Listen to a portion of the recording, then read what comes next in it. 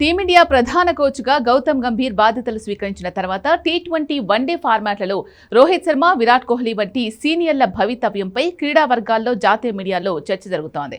2027 one day ప్రపంచ కప్ను దృష్టిలో ఉంచుకొని బీసీసీఐ సెలెక్టర్లు యువ ఆటగాళ్లకు ప్రాధాన్యత ఇస్తూ ఉండడంతో సీనియర్లు రిటైర్మెంట్ వైపు మొగ్గు చూపుతున్నట్లు వార్తలు వస్తున్నాయి. అసలు జట్టులో సీనియర్లకు విలువ తగ్గిపోయిందా అన్న ప్రశ్నలు కూడా తలెత్తుతున్నాయి.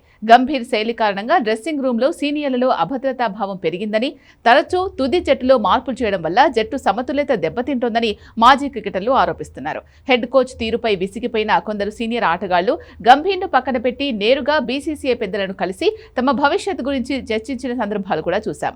ఒకవైపు టీ20 ఫార్మాట్లు మంచి విజయాలు సాధించినప్పటికీ వన్డేల్లో మాత్రం సీనియర్లను పక్కన పెట్టడం, యువ ఆటగాళ్లతో ప్రయోగాలు చేయడం వంటి మొండి వైఖరి జట్టును కొన్నిసార్లు దెబ్బతీసిందని విమర్శలున్నాయి. శ్రీలంక, ఆస్ట్రేలియా, న్యూజిలాండ్ వంటి జట్ల చేతిలో భారత్ వన్డే సిరీస్లు ఓడిపోవడం గంభీర్ వ్యూహాలపై సందేహాలకు తావిచ్చింది.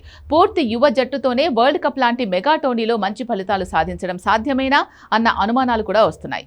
వరల్డ్ కప్లలో సీనియర్ ఆటగాళ్ల పాత్ర ఎంతో కీలకం. వారి అనుభవం, ఒత్తిడిని తట్టుకునే మానసిక ధైర్యం, క్లిష్ట పరిస్థితుల్లో బ్యాటింగ్ లేదా బౌలింగ్ తీరు జట్టు విజయాల్లో కీలక పాత్ర పోషిస్తోంది. అందుకే జట్టులో సీనియర్లకు సైతం ప్రాధాన్యత ఉండాలని పలువురు మాజీలు, విశ్లేషకులు సూచిస్తున్నారు.